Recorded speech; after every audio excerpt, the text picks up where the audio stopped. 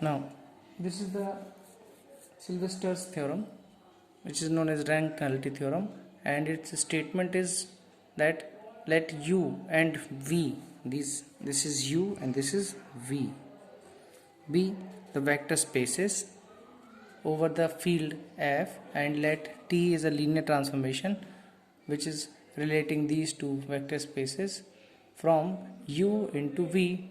Okay, and if U has finite dimension, okay, U has finite dimension, then we have to show that rank of T, which is the dimension of range set, okay, and nullity of T means dimension of null space.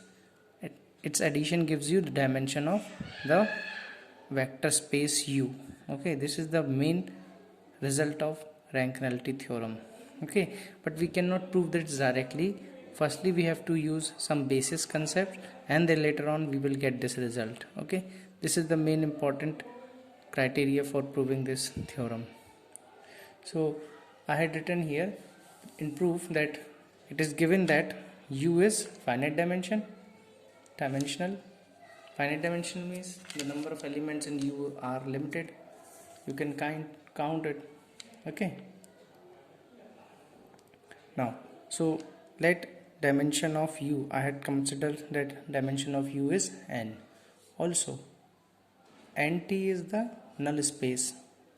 Nt I am taking is null space. N, I can use also n word, but we are using nt for the null space symbol so that definition relates with this concept. Okay, so nt is the null space of T, and it is also subspace.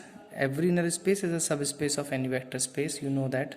If you know that theorem, then you can write this thing directly, that null space is a subspace of U. Also, since U is finite dimensional, so null space is also finite dimensional. Okay, the null space of a finite dimensional vector space is also finite, you can say here. So this is the two statements that you have studied already in your previous classes. Then you can write here also. Okay, now here I had taken the dimension of nt, means dimension of null space, which is known as nullity of T. I had taken it as k. Okay, now every subspace has a basis. So I had taken B1 set in which I had taken k elements starting from alpha 1, alpha 2, alpha k.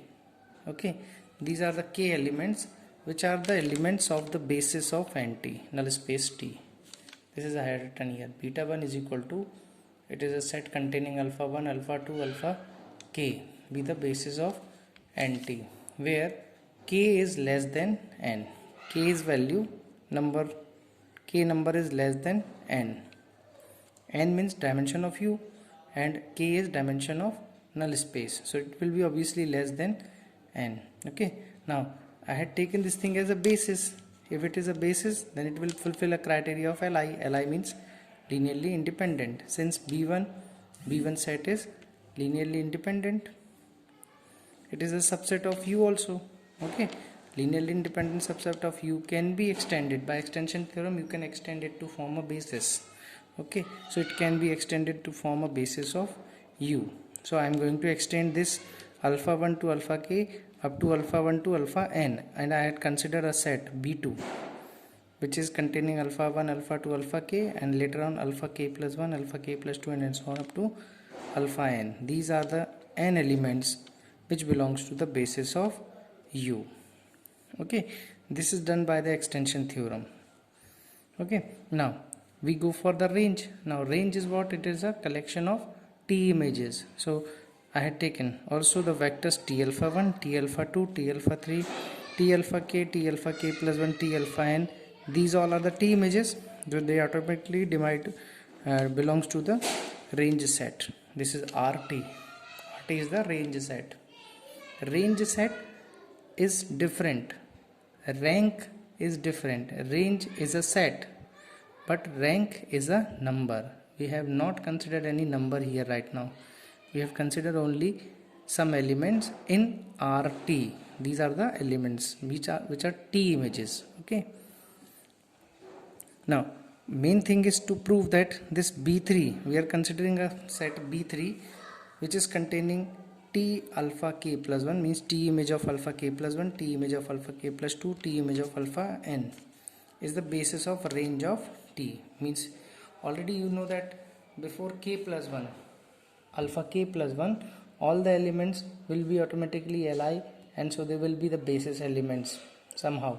But after k, that is k plus 1, k plus 2 and k plus 1, k plus 1, k plus 2, k plus 3 and n alpha n elements are not necessarily basis elements. Okay, so I am considering this set T images of alpha k plus 1, alpha k plus 2, T image of alpha n is the basis of T. We have to prove this thing. Firstly, we have to prove that B3 is Li and B3 is span of range T. This is the basic idea to prove range. Basis. These are the two necessary conditions that you have to prove basis. Okay.